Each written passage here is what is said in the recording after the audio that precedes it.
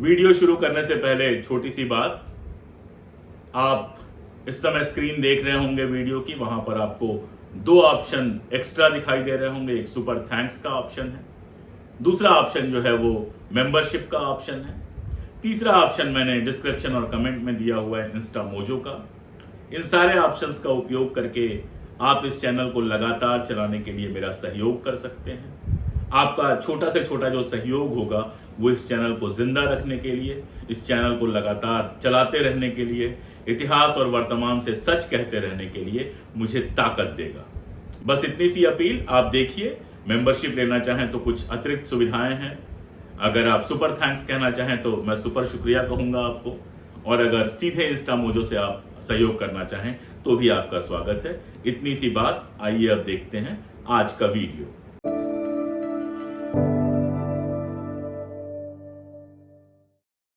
नमस्कार।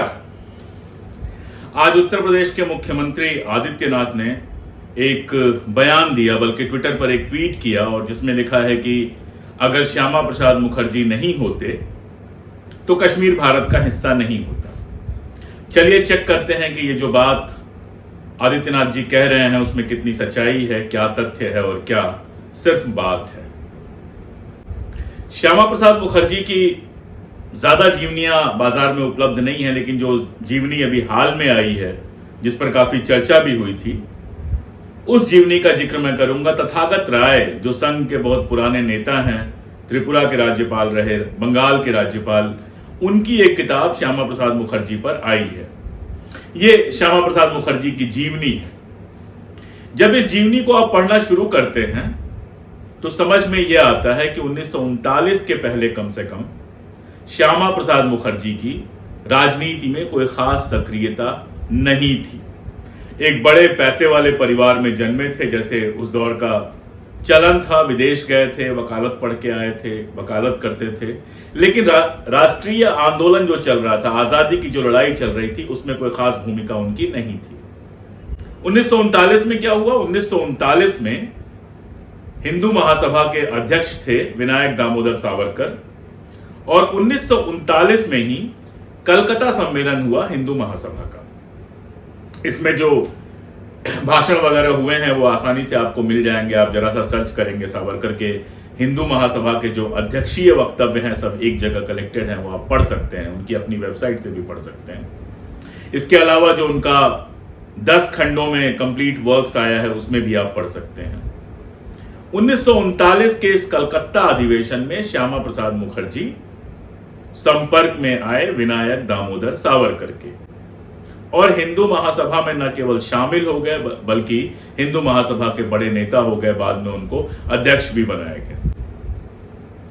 अब 1939 में बार बार क्यों कह रहा हूं? 1939 सेकेंड वर्ल्ड वॉर का पीरियड था, द्वितीय विश्व युद्ध का समय था।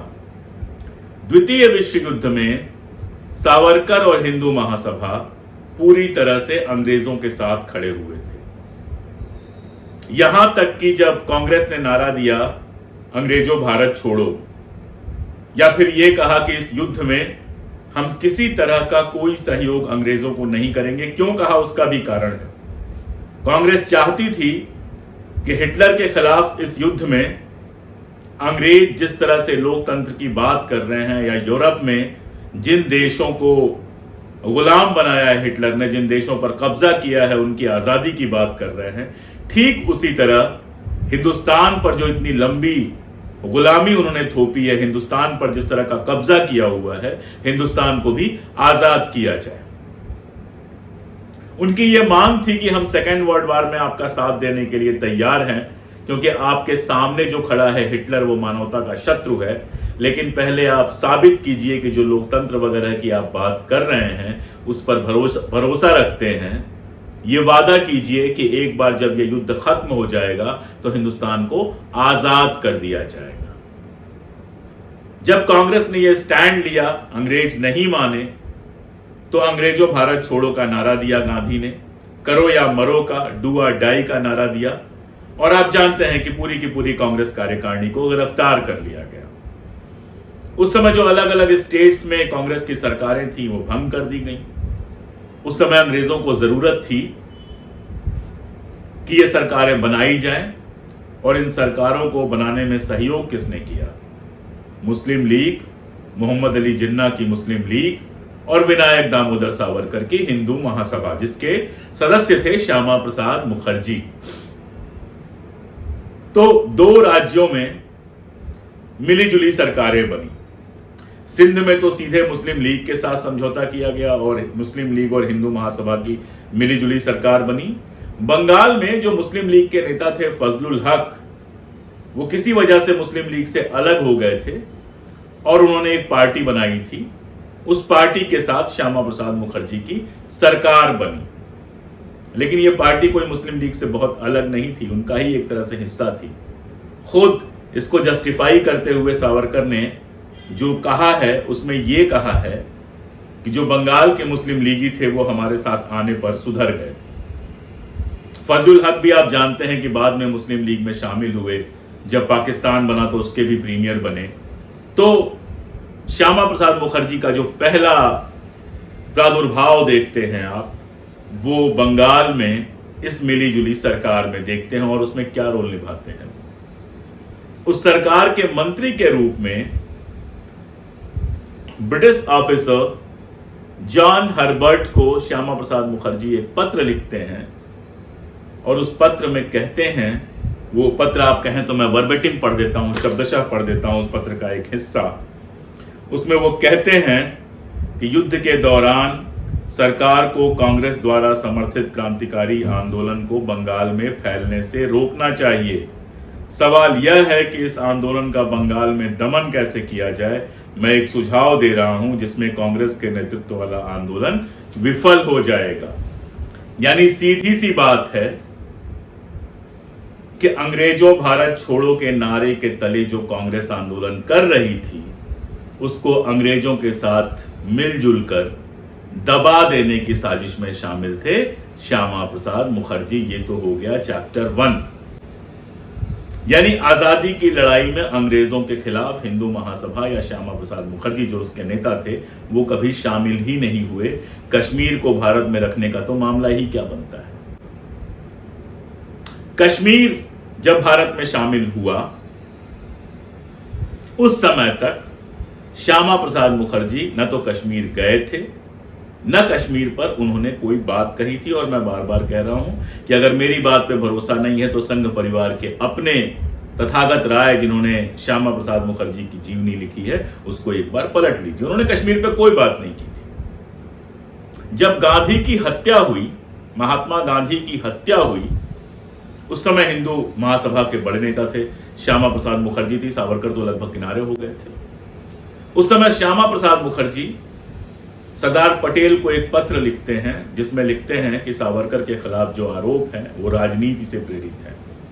अगर आप मेरी किताब उसने गांधी को क्यों मारा पढ़ेंगे तो मैंने स्रोत सहित इन सारे पत्रों का जिक्र किया है। अगर मेरी किताब ना पढ़ना चाहें तो पटेल का जो अपना कलेक्शन है 10 खंडों में, आप उसको पढ़ सकते हैं जिसमें उनके पत्राचार संकलित हैं। पटेल ने जवाब में लिखा था कि मुखर्जी साहब, या श्यामा प्रसाद मुखर्जी को डियर मुखर्जी कहते थे, उन्होंने लिखा था कि सावरकर के खिलाफ जो भी कार्यवाही हो रही है वो कानून सम्मत हो रही है और मैं उससे सहमत हूं। याद कीजिए और याद रखिए कि सरदार पटेल खुद फौजदारी के बहुत बड़े वकील रहे थे, वकालत के इन मामलों को बहुत अच्छी तरह से समझते थे। इसके अलावा एक और पत्र है जिसमें श्यामा प्रसाद मुखर्जी ने ये मांग की है, गोरखपुर के जो उस समय महंत हुआ करते थे दिग्विजय नाथ जी, और 2-3 लोगों का नाम लिया है कि इन लोगों को गिरफ्तार किया गया, इन लोगों को छोड़ दिया जाए ताकि नेशनल काउंसिल की मीटिंग बुलाई जा सके, राष्ट्रीय कार्य समिति की मीटिंग बुलाई जा सके हिंदू महासभा की। पटेल ने उसके जवाब में भी बताया है कि इन लोगों की गिरफ्तारी भड़काऊ भाषण देने की वजह से हुई है। यानी श्यामा प्रसाद मुखर्जी किन लोगों के साथ थे वो आप समझ सकते। अगला स्टेप ये कि एक राष्ट्रीय सरकार बनी। 47 के बाद जब देश आजाद हुआ तुरंत चुनाव तो हो नहीं सकता था। चुनाव होने के लिए जरूरी था क्या? संविधान बने। इसीलिए बहुत सारे व्हाट्सएप के जो विद्वान हैं वो आजकल कहते हैं कि 1947 में जो आजादी मिली वो पूरी आजादी नहीं थी। भाई एक ब्रेक चाहिए था जब तक संविधान हमारा निर्मित ना हो जाए। संविधान निर्माण के बाद ही हम पूरी तरह से अपने कानूनों से चलने वाले, पूरी तरह से सोवरेन स्टेट हो सकते थे। तो ये जो पीरियड था जिसमें संविधान बन रहा था, संविधान सभा बुलाई गई थी, इसमें एक राष्ट्रीय सरकार बनी जिसमें नेहरू जी ने अलग अलग विचारधारा के लोगों को, जो उसके लीडर्स थे, उनको आमंत्रित किया। उसमें से एक श्यामा प्रसाद मुखर्जी भी थे। यानी मोटा मोटी कहें तो 1947 के बाद जो कैबिनेट बनी उसके सदस्य थे श्यामा प्रसाद मुखर्जी। उनके इस कैबिनेट के सदस्य रहते ही 206 भी, जो बाद में 370 बना, वो संविधान सभा में पेश किया गया। जब संविधान सभा में कश्मीर के मुतालिक इस आर्टिकल को पेश किया गया तो कैबिनेट का सदस्य होते हुए श्यामा प्रसाद मुखर्जी ने 370 का कोई विरोध नहीं किया। असल में पूरी संविधान सभा में 370 का इकलौता विरोध किसने किया था? मौलाना हसरत मोहानी ने। मौलाना हसरत मोहानी ने खड़े होकर सवाल पूछा, कश्मीर के साथ अलग व्यवहार क्यों? तो जो अयंगर साहब थे, जो उस समय कश्मीर के मसले देख रहे थे, जो सरदार पटेल के बेहद करीबी माने जाते हैं, उन्होंने सदन को यह आश्वस्त किया था कि 370 तोड़ने वाली नहीं, जोड़ने वाली धारा है। इन सब में श्यामा प्रसाद मुखर्जी ने कोई एक शब्द नहीं बोला। और जब आप कैबिनेट के मेंबर होते हैं, एक कानून पास हो रहा होता है, उस पर आप कोई आपत्ति नहीं करते हैं, इसका मतलब आप उसके साथ हैं। हुआ क्या? हुआ यह कि जब 370 पास हो गई तो शेख अब्दुल्ला ने भूमि सुधार लागू करने का निर्णय किया। असल में शेख अब्दुल्ला का सबसे बड़ा मुद्दा भूमि सुधार था। कश्मीर में मुगलों के समय से ही जमीनों पर जनता का अधिकार नहीं था। डोगरास के समय में और बाकी समयों में बड़ी बड़ी जागीरें बांटी गई थी। जम्मू के डोगराओं के पास, बहुत गिने चुने कश्मीरी पंडितों के पास, कुछ बहुत बड़े जो मुस्लिम जमींदार थे उनके पास, जमींदार नहीं, वहां जागीरदार कहते हैं, वहां जमींदार किसान को कहते हैं, इनके पास बड़ी बड़ी जमीनें थी, जबकि कश्मीर में जो आम किसान था उसके पास कोई जमीन नहीं थी।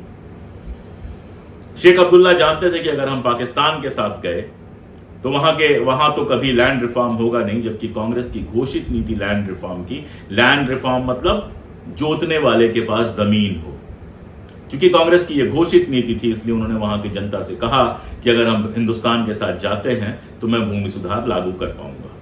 और जो ही 370 पास हुआ उसके बाद उन्होंने भूमि सुधार लागू कर दिया, जिससे कश्मीर में बड़ी संख्या में जो खेतीहर लोग थे, जिनमें से सुन्नी मुसलमान अधिकतर थे, उनके पास जमीन गई। और जम्मू में जो दलित थे, जो खेतीहर मजदूर थे, उनके पास जमीनें गई। जब ये जमीनें गई तो जो डोगरा, राजा के समर्थक डोगरा थे, वो नाराज हुए और जम्मू के अंदर शेख अब्दुल्ला के खिलाफ माहौल बनाने की कोशिश शुरू हो गई। अब गांधी हत्या के बाद हिंदू महासभा जिस तरह से बैकफुट पे आ गई थी, जनसंघ बनाया गया था, एक नई पार्टी बनाई गई थी, आरएसएस ने जनसंघ बनाया था, जिसके लीडर श्यामा प्रसाद मुखर्जी थे। उनको लगा कि ये एक ऐसा मुद्दा है जिस पर खेला जा सकता है। फिर वो जम्मू पहुंच गए और जो श्यामा प्रसाद मुखर्जी 370 के बनते वक्त खामोश बैठे हुए थे, मंत्रिमंडल से जो इस्तीफा दिया वो कश्मीर के मुद्दे पे या 370 पे नहीं दिया था, वो नेहरू लियाकत की एक मीटिंग थी उसके विरोध में दिया था। वही श्यामा प्रसाद मुखर्जी अब जम्मू में जाकर एक देश में दो विधान नहीं चलेगा का नारा लगाने लगे। आप पूरा इतिहास पढ़ लीजिए। 370 की मुखालिफत तब शुरू होती है जब शेख अब्दुल्ला कश्मीर के गरीब मुसलमानों और दलितों को जमीन देने की कवायद शुरू करते हैं। उसके बाद जो कुछ हुआ मैं पिछले वीडियो में बता चुका हूं कि किस तरह से वो श्रीनगर पहुंचे, वहां उनको गिरफ्तार किया गया, एक बंगले में रखा गया, तबीयत खराब हुई और उनकी डेथ हुई। उसके बारे में मैं पिछले वीडियो में बता चुका हूं। डिस्क्रिप्शन में ये सारा कुछ मैं आपको दे दूंगा। लेकिन अभी ये सारी बातें इसलिए कि योगी आदित्यनाथ जो दावा कर रहे हैं कि श्यामा प्रसाद मुखर्जी नहीं होते तो कश्मीर भारत का हिस्सा नहीं होता, इतिहास दुर्भाग्य से उसकी गवाही नहीं देता। कश्मीर जब भारत का हिस्सा बना उस समय तक श्यामा प्रसाद मुखर्जी का कश्मीर के मामले में कोई बयान हमारे सामने नहीं है। आंदोलन और बाकी सारी चीजें तो छोड़ दीजिए, उनके बयानात आने तब शुरू होते हैं, आंदोलन तब शुरू होते हैं जब 370 लागू हो जाता है और 370 लागू होने के बाद जब भूमि सुधार शुरू होता है, एक कैबिनेट मंत्री के रूप में वो 370 का समर्थन करते हैं, मौन समर्थन करते हैं। लेकिन गांधी हत्या के बाद जिस तरह से कॉर्नर में कर दिए गए थे लोग, उस समय पूरे देश में भावनाएं भड़काने के लिए हिंदू महासभा या तब जनसंघ बन चुकी थी, उसकी जमीन बनाने के लिए कश्मीर का उपयोग किया गया। उन्होंने कश्मीर का उपयोग किया और बाकी सारी चीजें जो हुई वो मैं पिछले वीडियो में बता चुका हूं। तो बात मैं यही खत्म करता हूं कि चाहे श्यामा प्रसाद मुखर्जी हो, चाहे विनायक दामोदर सावरकर हो, चाहे जनसंघ या हिंदू महासभा का कोई भी नेता हो, उसकी न तो देश की आजादी में कोई भूमिका इतिहास में मिलती है और न ही कश्मीर के भारत में विलय में कोई भूमिका मिलती है। बहुत शुक्रिया।